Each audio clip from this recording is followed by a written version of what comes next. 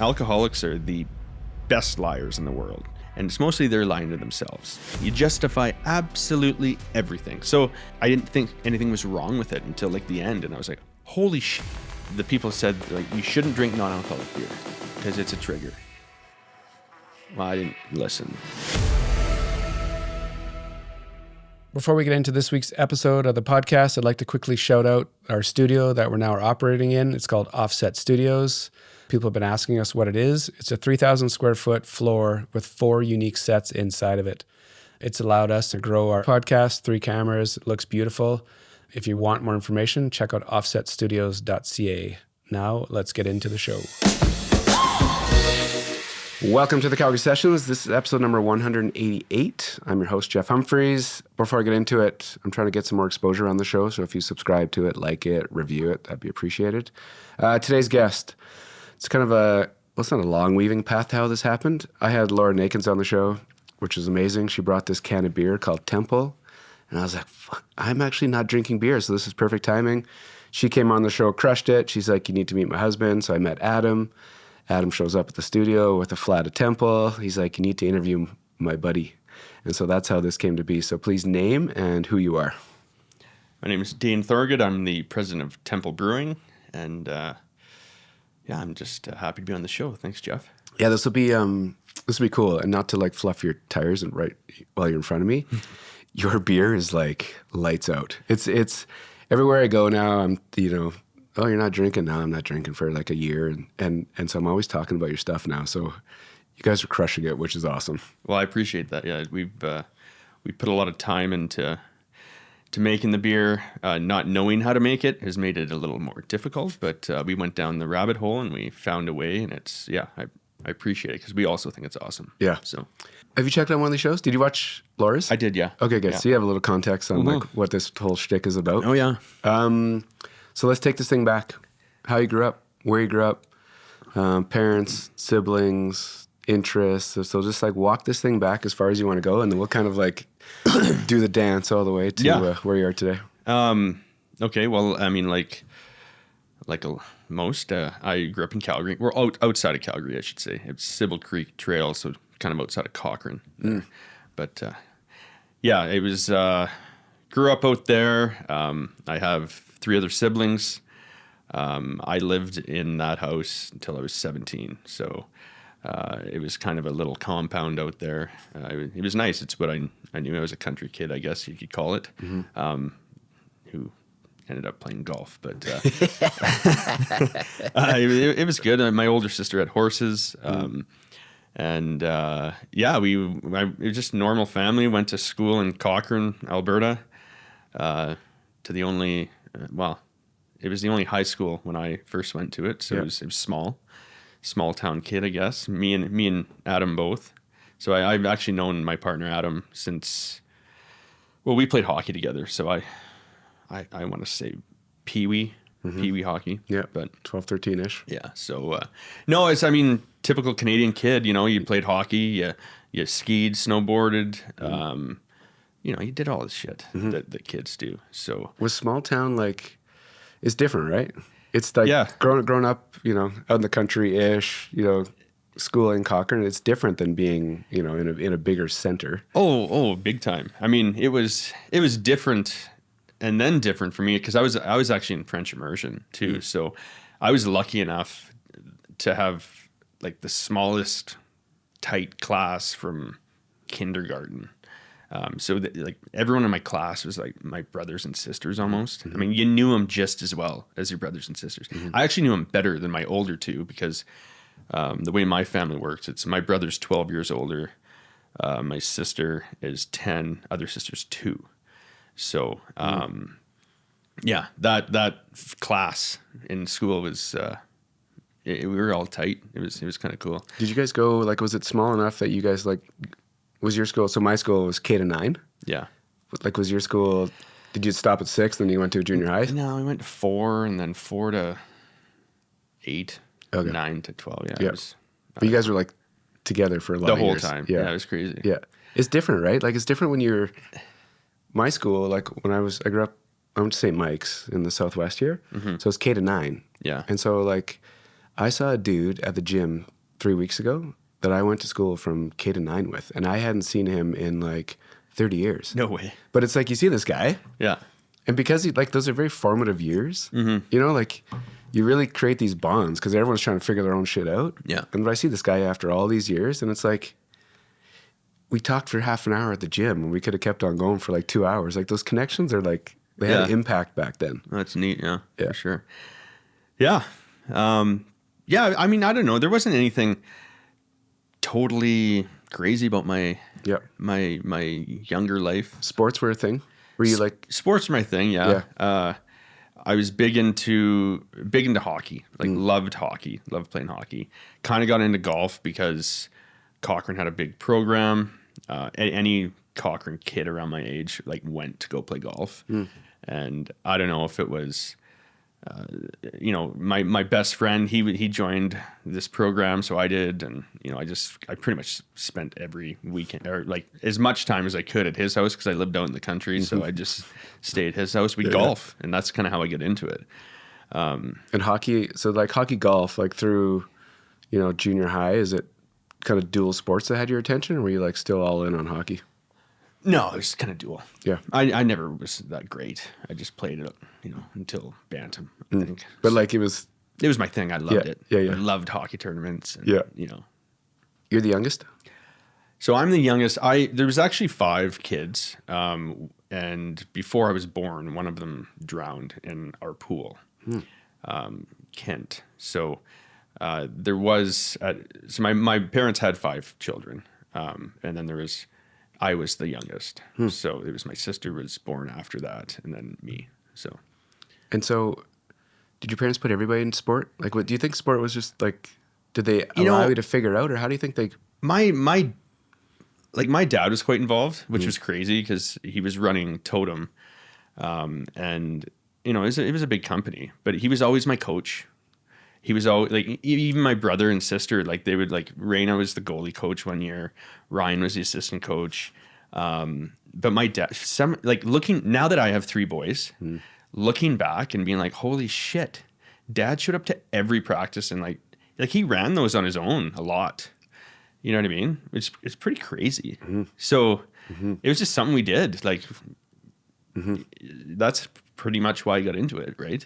It's interesting you have that perspective now, right? Oh, it's being a dad and like now looking back and be like, whoa.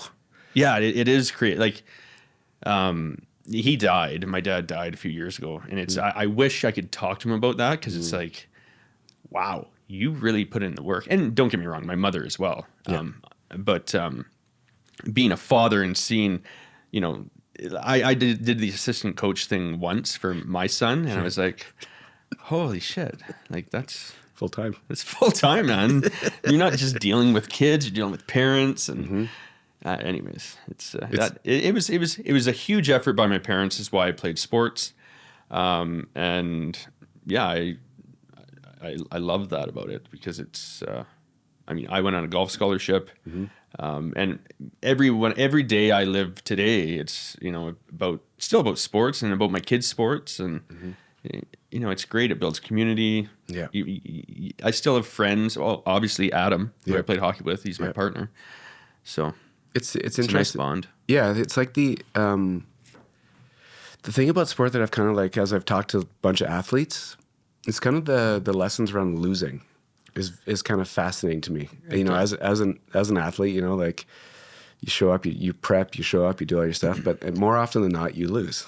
It's not because you're shitty. It's just part of the thing. Oh, I mean, every winner has been a loser so many times. I mean, you have to be a loser to be a winner, really. Yeah. Like you got to go through the process, and I tell that to my kids, my oldest especially. I'm like, you lose enough times, you may have a chance to win, you know? So it does. It teaches you. It you know, it thickens your skin, right? Yeah. Golf, you picked it up in like junior high? Yeah, I think I was 12. Okay. And it was probably a result of me just like hanging out. You know, maybe it was like a babysitter for me, you know, the golf course. Yeah. But I would just go there after school, practice, play, and then my dad would pick me up. And we'd go home. And, you know, by the time I got to be 13, was okay. And 14, I actually got to be pretty good. Yeah. And I didn't really know enough about it. I was like, oh, this, you're shooting this score. It's like, cool. And then it progressed and progressed. And yeah. Self-driven? Were you like when you Yeah, my dad liked playing golf. Yeah. So I we'd play. But we had a really good coach there, like a head pro, and he just ran this junior clinic, and he was a bit of a hard ass. Yeah. Which was good because you kind of need it at that age. So yeah, I'd say it's self-driven, but a little bit of direction as well. Sometimes when you do something, you're kind of good at it. Like you test it, and as a youngster, so I'll speak about myself. I try something when I was a youngster, and if I was like half good at it, it kind of like. It wasn't my identity, but it gave me some like jam to go to double down on this. Oh, for sure. There's just little signals you can see, right? Like especially whether it's in track. Yeah. When you're running, you're like, oh, okay, I'm like, one of the faster. So you're like, oh, okay, I'm, everything just kind of gets elevated. Yeah.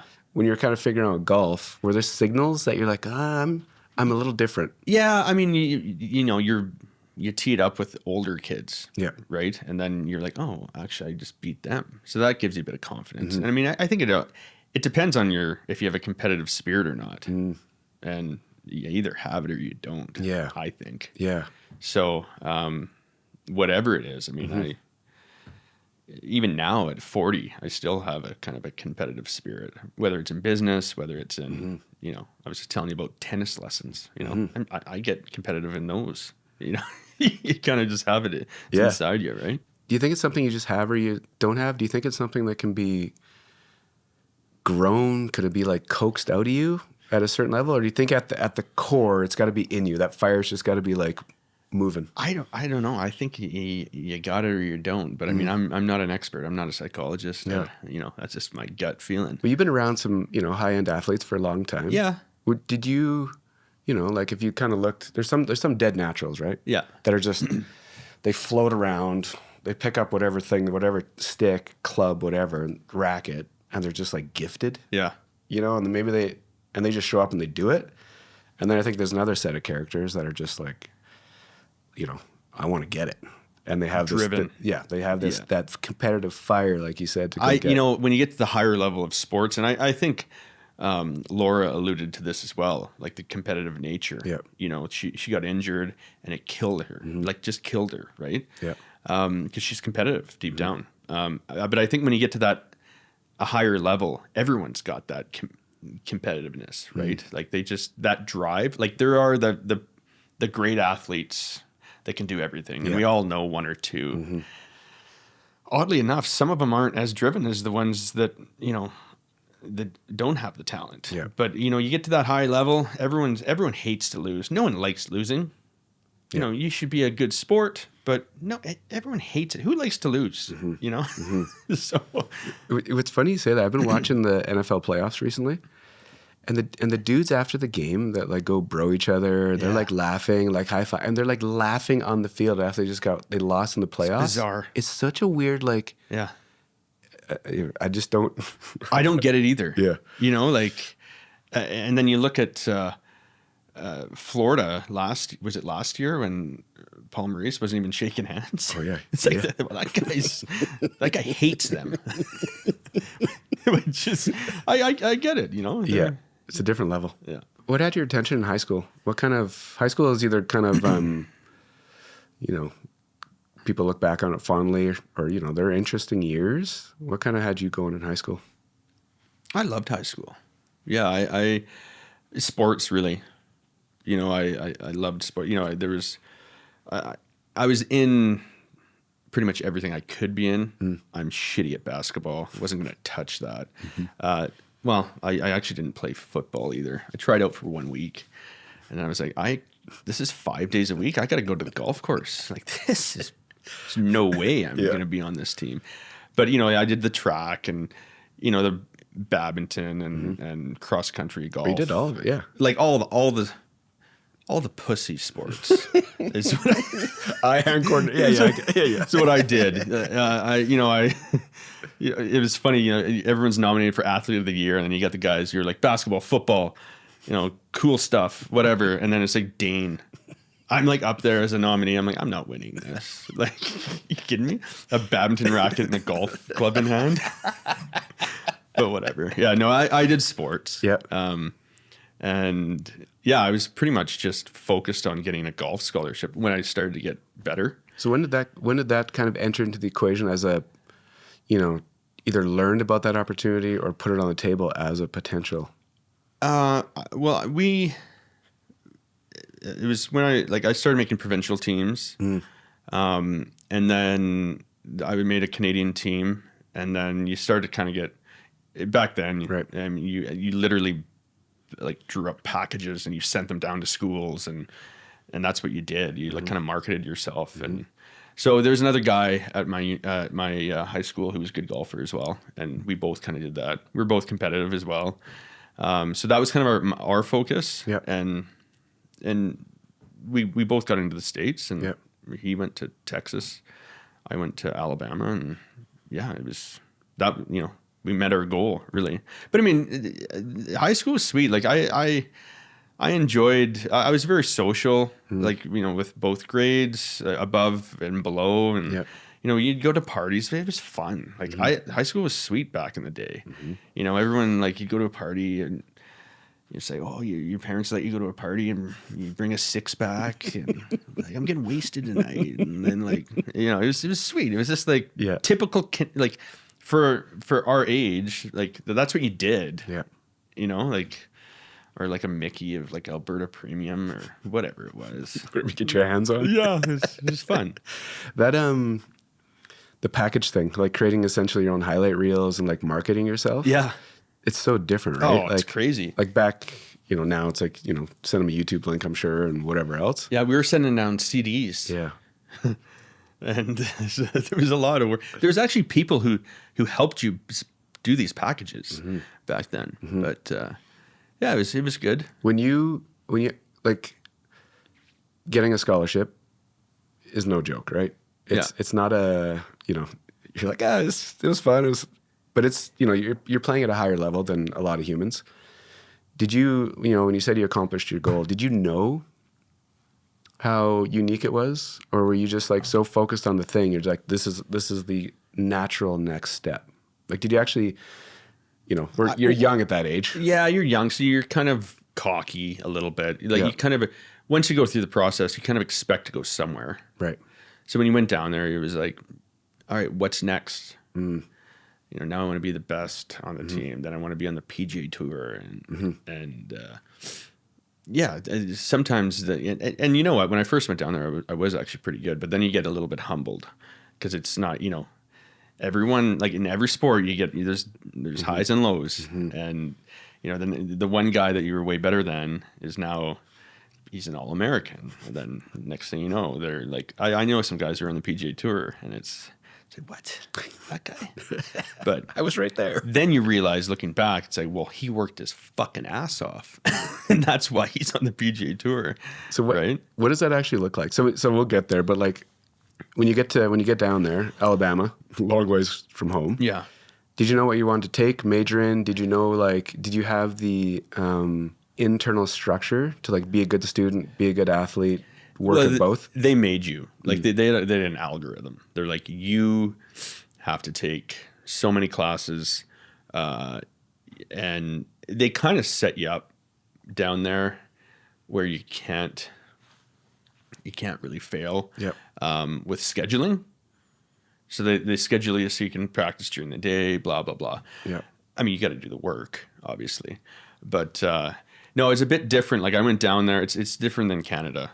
I went down there and they're like, well, what do you want to take? And I started like phoned my dad. Hey, Dad, what should I take? He's like, business. I'm like, okay. Noted. So I did. And, some people didn't. There's a joke that one of my roommates took underwater basket weaving because like he didn't give a shit about school. He's golfing.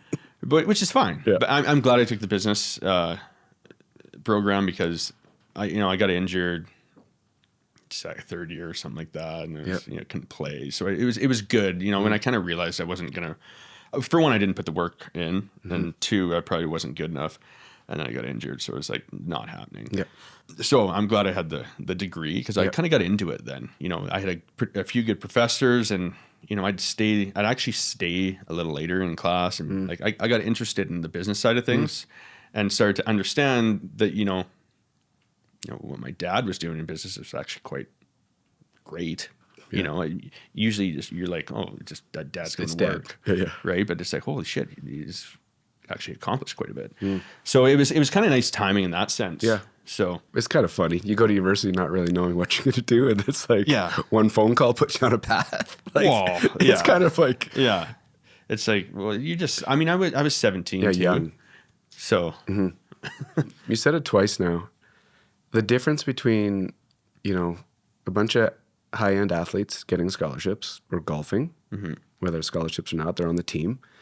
The difference between the ones that like bust their ass to you, what does that actually look like? What's the difference between like really putting in the work versus what you did? Like, what does it actually look like? Is it hours on a range? Is it like in a gym? Is it like what? When you say they like they outworked you to get really good, what does it actually look like? It's doing everything with a purpose. I think. Like when I really look back, and it's the same in business, I believe. You know, they were going to bed thinking about tomorrow. You know, they were addicted. They had that bug. It's like, I'm gonna get up and I'm gonna go chip. But it's not like I'm just gonna go chip. I'm gonna go sink 10 chips, and when I sink 10 chips, I'll leave. And if you don't have that, like it's just like sales for Templ. It's like I'm gonna get in 10 doors tomorrow. You may not, but like if you're thinking about it when you go to bed, when you wake up, same as sports, then you're going to align your focus with the practice, you know? So they have a purpose. The people that made it they had a goal, a purpose. And I think that's what differentiates in my opinion. So it's like everyone kind of has this, like the skill is like this, it's just this baseline. Everyone needs the skill to be there. Yeah. Everyone can hit the shots. Yeah. You know, so, I mean, some are better and some are worse, but I mean, everyone's shot the 65. Yeah. Right? Yeah. But it's just who wants it more. So that's what it comes down to. When your time down in Alabama, when you got hurt, you don't golf the entire year, and then do you come back and finish golfing and then get your degree, or like what does the tail end look like? Well, I was only hurt for like a semester. Okay. You know what I mean? Yeah. So you just weren't playing golf, so it was just kind of shitty. Just going to the bar, really. Like, you know what I mean? Student life. You're just a student. Yeah. So when you're wrapping up university, you know you're not going to be like a pro golfer. Have you put like where have you kind of prioritized things? Is it like this business thing like really has my attention? Golf is just there. I'm going to just like, how did you fit the two pieces together? I was kind of done with golf. And then like I couldn't hit a fairway, so it was annoying for like 6 months. Seriously? Yeah, it was horrible. Just like all... It's totally up there. Yeah. I'm over that now. Thank God. You're back down the middle. I'm back down the middle. But it was the worst. So I couldn't get out of there quick enough.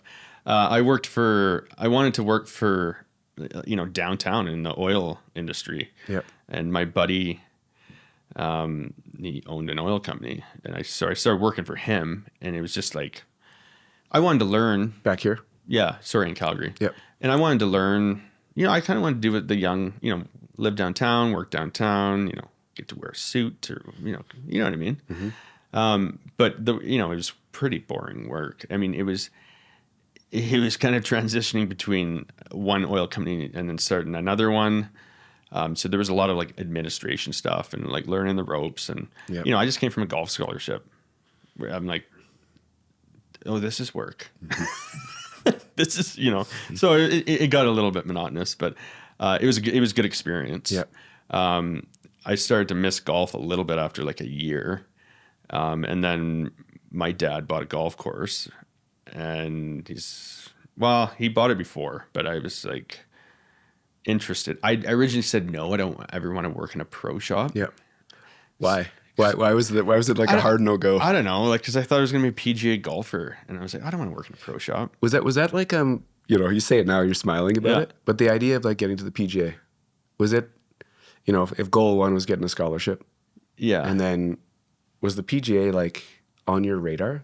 Would you say it out loud, or was it like loosely in the back of your head? It was like, probably loosely in the back of my head because like I gained success before like at a younger age, like before knowing what anything really was. Like I played in a bunch of Canadian amateurs, juniors, and I didn't really know what they were. So like I was getting better not knowing where I was going. So I just assumed that would keep happening. Yeah. And then when you start saying I'm going to be in the PGA Tour and to your peers are like, you're not good enough. You know what I mean? So it was loosely in the back of my head to answer your question. Yeah. And so the the pro shop life. Pro shop, I didn't want to be a pro shop attendant. Yeah. Because I don't know. I just didn't want to just ring people in. You know, I wanted to be playing golf. Anyways, I changed my tune and started working with my dad and my brother with the golf course that we bought. And that was fun. That's how I got into the family business and the family, you know, I got to work with my dad every single day and it was amazing. Like it was an opportunity. Like it was great. Looking back, like I worked with him for 15 years or 13, whatever it was. Yeah. Long time. And it was great. Like I learned a lot.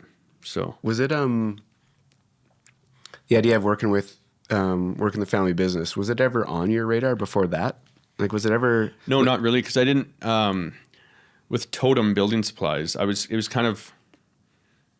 done with. Like I was too young. Like my brother was the GM of Totem. Right. My dad was the president. And I kind of missed that whole thing. I worked at Totem when I got in trouble. So, yeah. Fucking jail. Yeah, like you're being an asshole. You're gonna work for Totem if you're not gonna practice. You're gonna go hump lumber around. Yeah. So I was like, anyway. So Totem wasn't part of me really. Right. So I kind of missed that family business dynamic. Yep. Until this happened, and it was like right up my wheelhouse. Golf courses, like it's like he did it like not for you, well, but pretty like, much like walked you into it. He walked me into it. I mean, essentially, and then after Sundry Golf Club, you know, through the relationships with my brother and Panorama, we ended up buying Grey Wolf, which is just like a dream come true.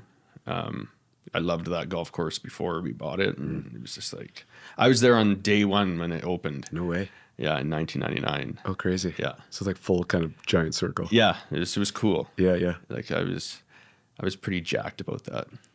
You kind of lit up when you talked about this, but like working with your dad for 15 years. Yeah.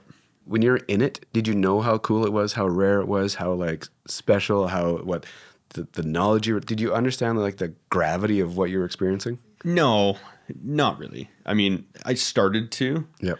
When his health kind of went to shit, but like, you know, he was still my dad. So like, Dad, like, come on, like you don't know what you're talking about. You don't know marketing. You know what I mean? It's like, what, Dane? He knows everything about marketing. Like, so you still have that mentality, but then you do sit back and you're like, okay, like you are taking, everything he says.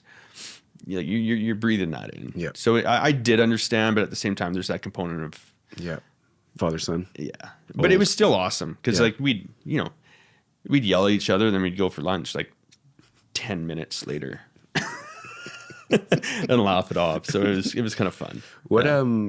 What turned when you were kind of working in the golf environment? Like, what did you figure something out? Did you like, this is a very natural fit for me? Did you enjoy the process of building something? Did you enjoy what parts of the business did you start really enjoying that you're like, I can like really dig into this? Well, they kind of started me with all like, there's some marketing stuff. They gave me pretty much another university degree on business. My dad and my brother. Like an MBA. Yeah, pretty much. And like, I just hit everything. Like, you deal with customers, you deal with organizing the entire business, the retail, the, setting rates, looking at trends, everything in a business. It was thrown at me. So I kind of got every little bit of it. Yeah. And then over the years it got better. Like I was pretty bad at it to start with. And then you just got better and you got better and you got better. And then, then you get okay at it. And then you get a little bored. So you start Templ. but it's like, but yeah, I mean, that's kind of essentially how it worked. But what I did learn is that they took the practices from Totem Building Supplies and they applied them to a golf course, and then they applied them to a hotel, and then they applied them, to a drilling company. It was all very similar practices. So it just shows you that that good business practice can translate to a lot of different industry. And I'm using that today, actually. So I'm always interested in how people learn from family. And in the business world, does your family actually sit down and educate you and say here's our foundational blueprint of how to do it? Or is it very just kind of watch, learn, see a pattern, and then you understand it all? How do you learn?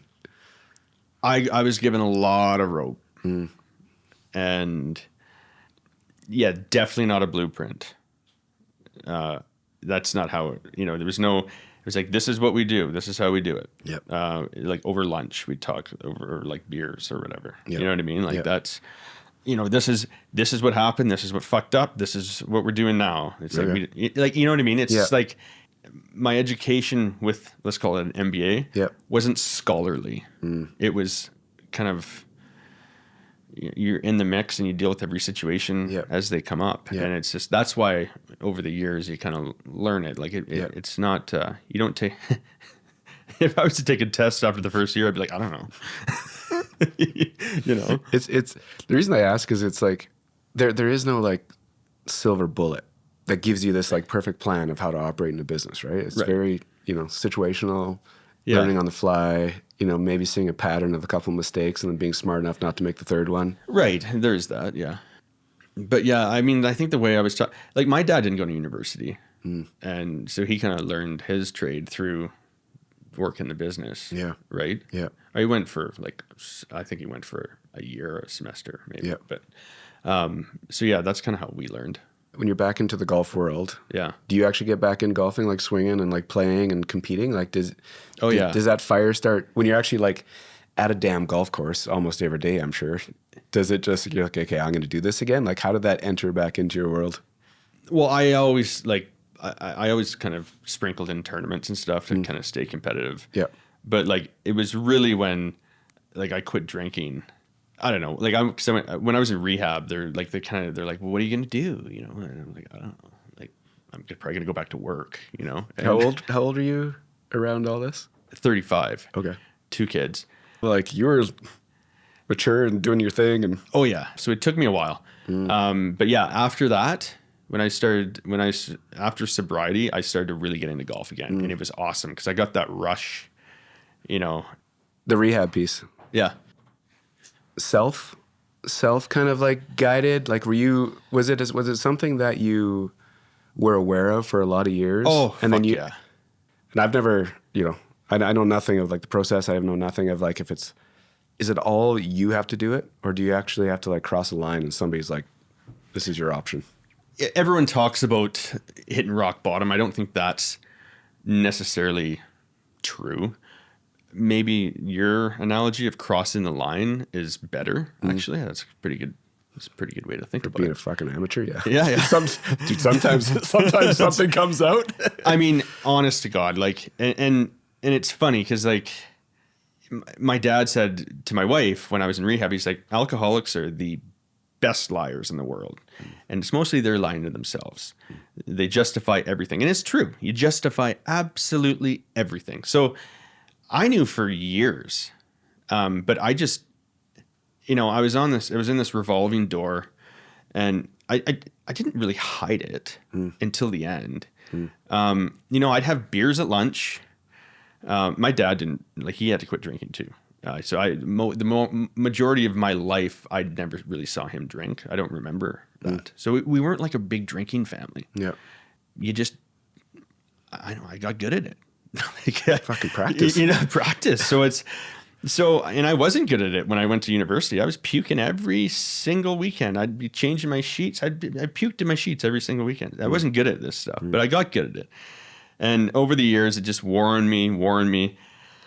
And I started, I was beers at lunch, and then you came home and there was, you'd have wine. And then if you went out, you'd have whatever, rise. And Yep.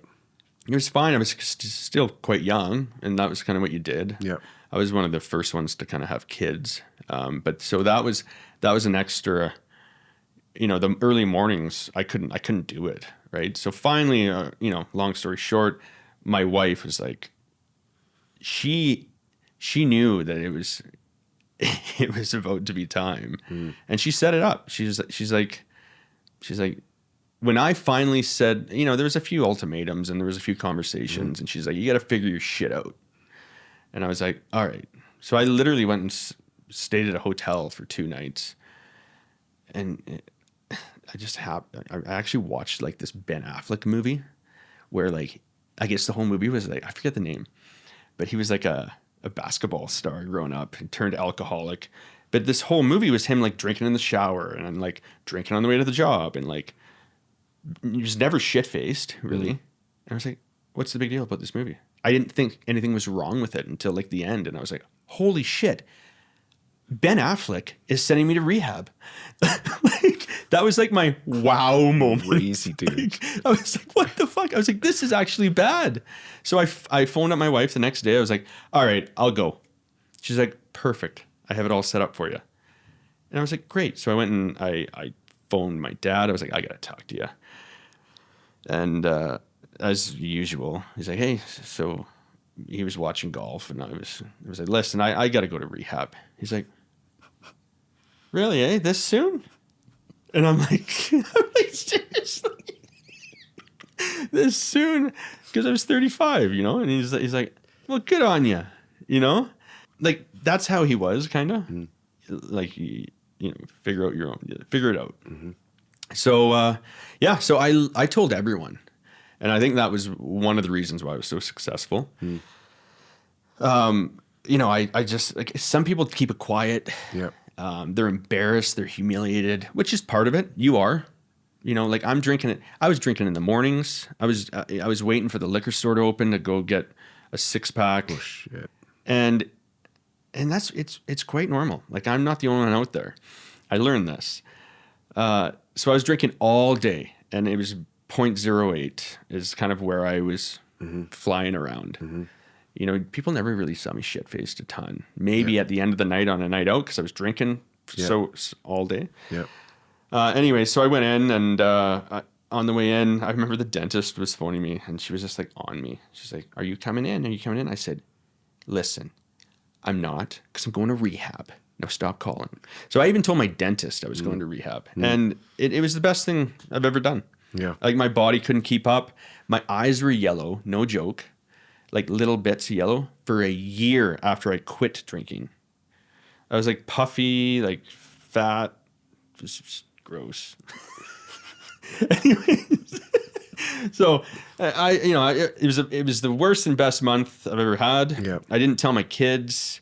I said Dad was away at work because they were 5 and 3. They didn't need to know that. Yeah. And I didn't see anyone. My cousin dropped off a lock picking kit to be funny and a few magazines, but that was the only person I saw. But it was just down the street. Like, it was like in Renfrew where I went. And it was literally the best thing I've ever done, because it was like when I got out, it wasn't like I was born again. Like, I'm not religious. But it was like I had another chance at life. Like, all the stuff that didn't paralyze me, or like booze paralyzed me before, where I could only do a certain amount of things. I'd only, we'd only go for lunch. We'd never go to a cafe because we didn't have beer. We'd never, we almost did our kids' activities around it. Like, everything was around booze. Like, it just had me in handcuffs. And I was like, oh shit, we can go on a hike. We can go golf. Like, do whatever you want. Like, it opened up my eyes, and I felt great. And oddly enough, the people said when I laughed, they're like, you shouldn't drink non-alcoholic beer because it's a trigger. Well, I didn't listen. And I started a company for non-alcoholic beer. But I you know what? I don't want to drink, Yeah. and I don't care when people drink. It's great for them, and I'll socialize with them. That's why I built the brand. I wanted to socialize with my buddies and just everyone, and not feel weird, right? Yeah, like you need something in your hand. Yeah, that's it. And yeah, it's and this Templ experience has been amazing because I'm not. We were talking earlier about the story, and this whole Templ story. It's not just about Templ. It's about the space. It's about the changing of the industry, and it's being on that wave when it's taking off, when it's getting bigger, because it's like that's what's happening. I mean, I'm seeing so many other non-alcs come out, and the mocktails too, which I quite like. But I've socialized more in the last year than I did in my last year drinking. Like, it's crazy. It's awesome. So I'm all about the space. Obviously Templ as well, but I'm a huge advocate of this space. I've met you twice, well, once before this. Yeah. Now this time, like, you fire. Like, the wheels go, there's lots of things in motion, sharp dude.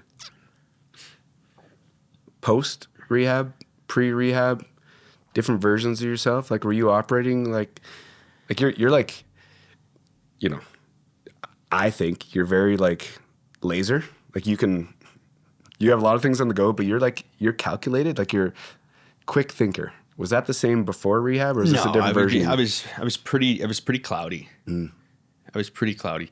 I got my wind at about 4 p.m. You know, when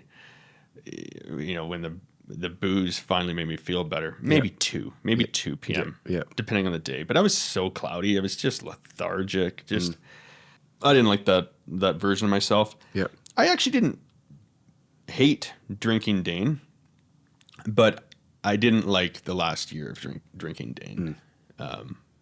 Because I used to have fun. Like, there's nothing wrong with it. Yeah. But getting to the point where there is something wrong with it. When somebody tells you that it's a bad idea to drink non-alc because it's a trigger, and you go the exact opposite way. Yeah. What is it? I'm like loosely connected to a brewery in town. Okay. Tail Gunner. And so I watched them build it from like almost day one to where they are today. I have a loose understanding of the industry. Starting a brewery is like, you know, a beer company is as good as idea starting a restaurant, you know? Oh, I know. You know, like all the things, right? So how does the process work for you? How does it, like, somebody says it's a horrible idea, and then what's the progression to actually spinning this thing up? and like, I mean, there's a lot of I don't give a shit. You know, I'm gonna do that anyways. You know, I think after rehab, the people saying it's a bad idea to drink it, and then I was like, well, whatever, I'm doing it, and then, you know, fast forward a little bit to starting your own company. I did it so quick that I don't think people could really say much. I'm hearing it now. They're like, this is a tough industry. I'm like, well, I'm in it. So, and like, in it. This wasn't like, this wasn't toe in the water. No. This was cannonball, 10-meter tower. Yeah, like, we're here. We started selling in July, and we're on our 4th batch. So it's like, you know, in that sense, it's a lot. Yeah. No, it was kind of, that's just, the funny thing about this company is I've said yes to everything. I phoned up Adam. So the key thing is, when I phoned up Adam, like, we're buddies, and, you know, we're very similar. And I was like, dude, we've been talking about starting this, you know, a business. And I was like, I fucking got one. And like, I'm on the speakerphone, and I'm getting all jacked up, and like, he's getting jacked up. I was like, so are you in? He's like, yeah, I'm in. And like, it was like, that was the first yes. And we've just been saying yes for the last year and a half. And it's taken us down these weird, like, super weird, like, little roads. And, you know, the first thing I did was I named it, and then I got the trademark, and like, I got that done in like a week. When you did that, like, it's quick, right? Whatever, from the speakerphone to this. I didn't have a name when I left Panorama. When I got to Calgary, I had a name, and I kept it, Templ. But yeah, and it's quick. Like I kept doing it. I kept just being like, all right, got a lawyer, gonna get the trademark, done. Phone up Brewmaster. I phoned 3, and we got a hold of one guy in North Vancouver that we did a little bit of research on, my wife and I, and then next thing you know, I had a meeting with him, and it was that quick. I was making sure that I guess I was making sure I couldn't back out, like subconsciously. Yeah. But I didn't really have that much of a business plan. So we just decided to go out and try to make this beer, and we tried using their methods and the Beer Master and so Mac and Natalie, they're our beer people, because we're not. They took us. They went to a conference, I think, and met this company that operates out of Golden, Colorado, and that's what they do. They build these recipes for non-alcs, and we went down there and they built us a recipe. And it was cool because we went down, you see the Coors factory, and the town is just like Coors. It's like beer culture.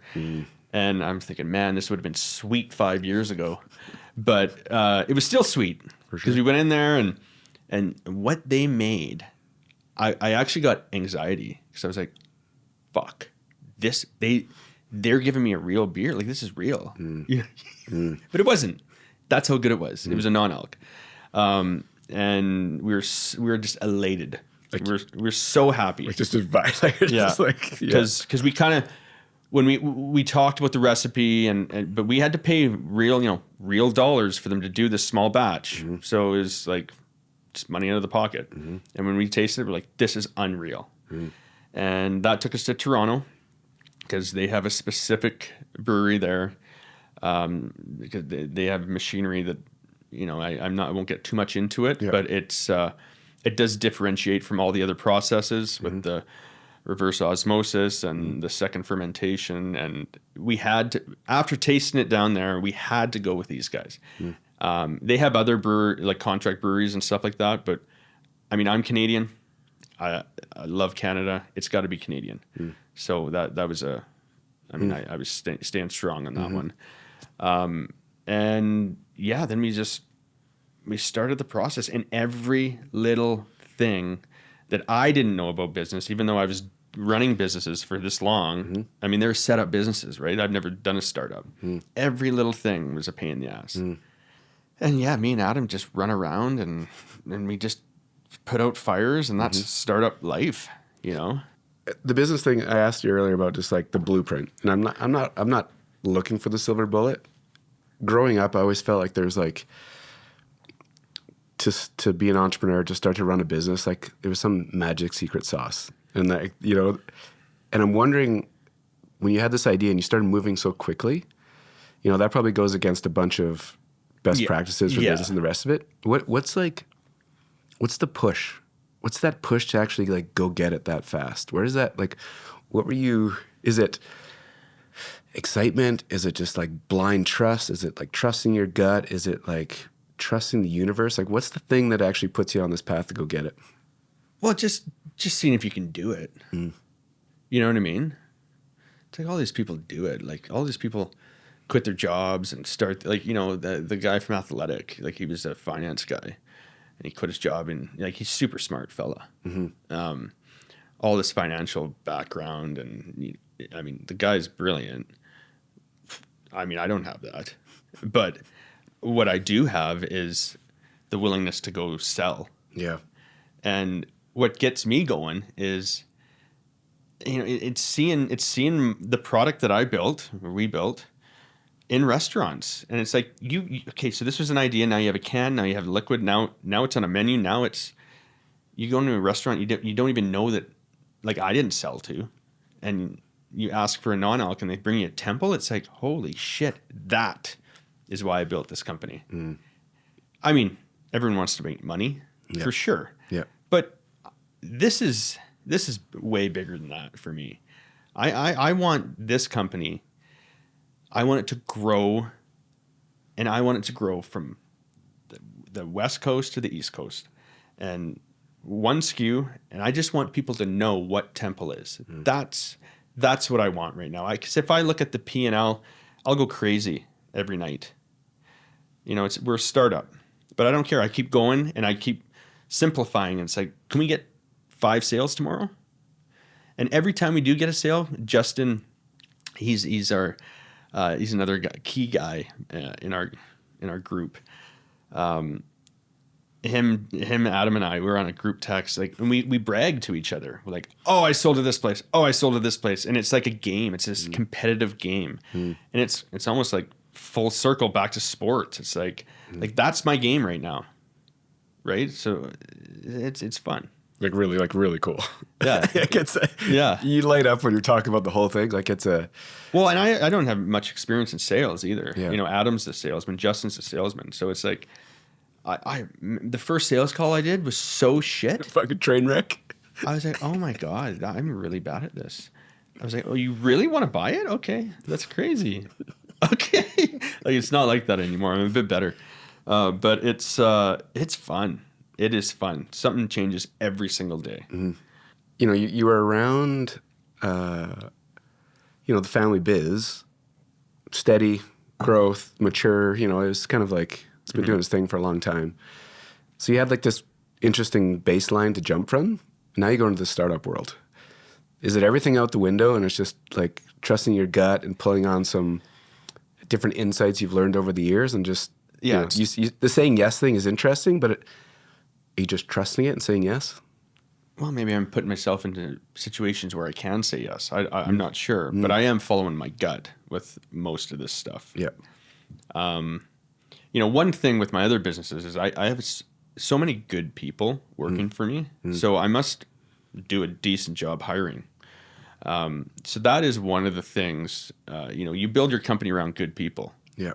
It's going to be successful because, that one bad day you have, maybe these people that you've hired aren't going to have that bad day and they'll pick you up, right? I phoned Adam start of December and usually I'm pretty good. I'm positive. Yeah. And he's like, what the fuck's going on with you today? I'm like, dude, I don't know. Like, things are not going well right now. Like the walls are closing in and they weren't, it was just like everything, right? Whether it's, who knows what it was. Anyways, he brought me back that day. And that's the one day. And it was funny. Like we laugh about it. He's like, what were you drinking or eating? Like what happened? I don't know. But if you have the right team around you, that's what you can build your brand around. And we have a great team, really driven team. Yeah. I have these moments where either all the decisions I have to make catch up to me, or, if there's a couple of like negative signals that pop up, client related or just like losing a client or not getting a job, like all of a sudden it gets to this moment and then I have to shut down. And I literally wake up in the morning and I'm just like, I can't, my eyes won't open. Usually I wake up at 5 and I'm pretty like bouncy and I'm ready to roll. Yeah. But I know these days that I just don't have it. And when I have those days, like no computer, no phone, it's like on the couch for a day. Right. And then the next day I wake up and my eyes are open and I jump out of bed. That down is like something I'm trying to manage. If it happens like 3 times a year, I'm like, that's not bad. Yeah. For me, it's, fitness is part of this equation. Huge, yeah. It kind of avoids the downs. You call yourself, when you got a good guy like Adam in your corner that can call you on it. Yeah. Was that the catch or was there anything that helped you work out of it? No, it was probably that. Yeah. He was like laughing. That's how weird. He was like laughing at me. He's like, ha, fuck you, man. You finally got one? You're human. Yeah. And then, you have that day until, you see your kids because then your kids, you're so busy that it's like, okay, you need to holster that for a bit because you got hockey, you got skiing, you got this, you got that. Right. So that, luckily for me, that bad day stops when I see my boys. Yeah. But still, you're like, oh my God, how am I going to get out of this one? And but it was funny that's how we work. He's making fun of me for being negative, right? Mm-hmm. That won't happen for a while now. How does you got a bunch of things in play right now, family, business, all the things. What's your What's your thing that kind of keeps you operating at a high level? So you're not dropping balls. Like, is there something in your world, whether it's journaling, meditation, fitness, is there something in your world, either you do consciously or subconsciously, that kind of holds you up at a high level? I work out every day. Try to every day. So weekends are a bit tough, but yeah. If I missed a few workouts in a row, I might go a bit squirrely. Yeah. And my wife's the same. We our only fight is like, who gets to work out first or this time, or you know what I mean? Like it's a good problem to have. Yeah. So that was probably my substitute for drinking. Right. Right. So like you, up early, and you just go. Yeah. And that usually holds me in good until the end of the day. Yeah. So that's that's my new drug, man. Yeah. It's such a basic concept, right? It's stupid how basic it is. Like, we're told, do you remember when I was growing up, it was that those like participation commercials with those two characters? Like, it was just about like they were wearing those crazy like jumpsuits, like those like KY jackets. You know what I mean? Right? I know exactly who. It's not Bob. Anyways, yeah. But that, right? We've been told our whole lives, like, stay active, do all these things, and then we forget. Yeah. And then when you turn it back on, like I turned fitness back on probably like 16 years ago, and there was a decade where I was DJing in nightclubs. Yeah. And then that lifestyle doesn't really. You couldn't do it. No. No. You could, but it's like Hal Johnson. Good God.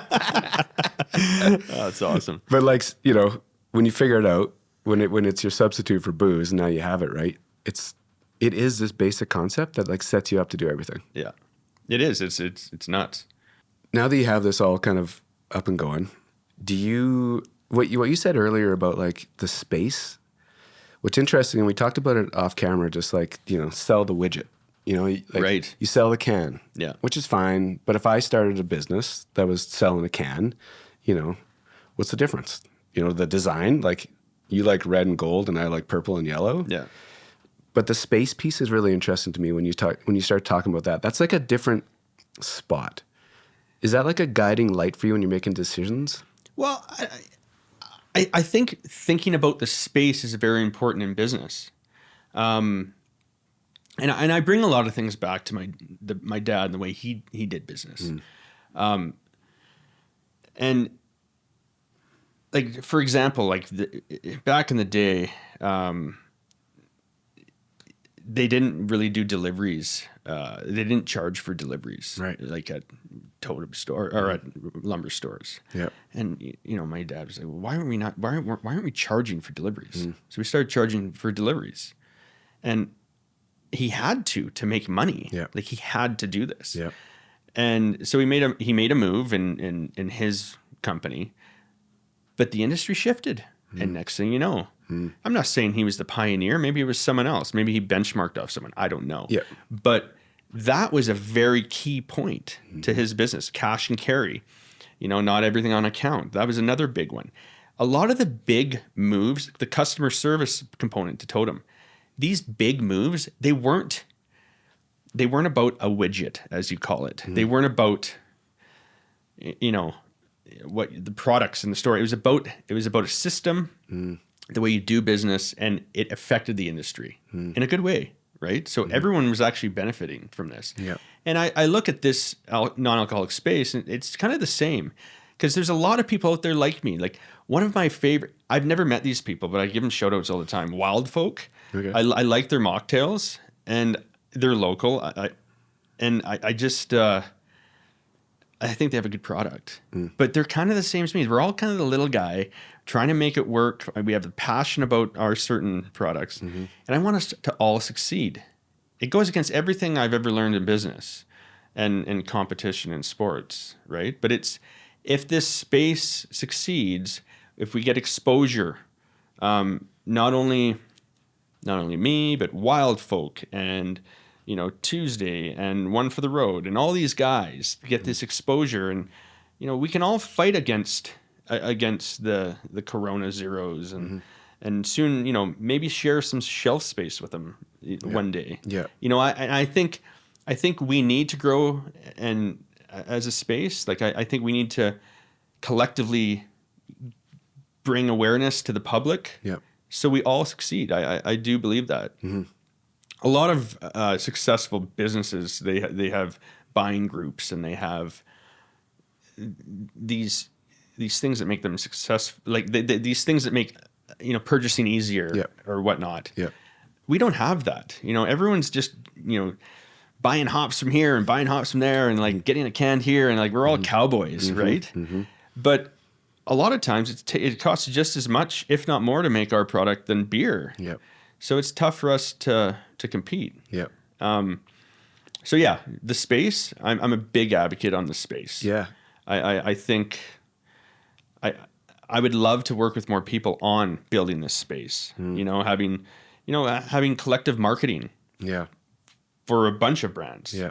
So it's an interesting way to look at it, right? Because it's back to that competitive thing in sport, right?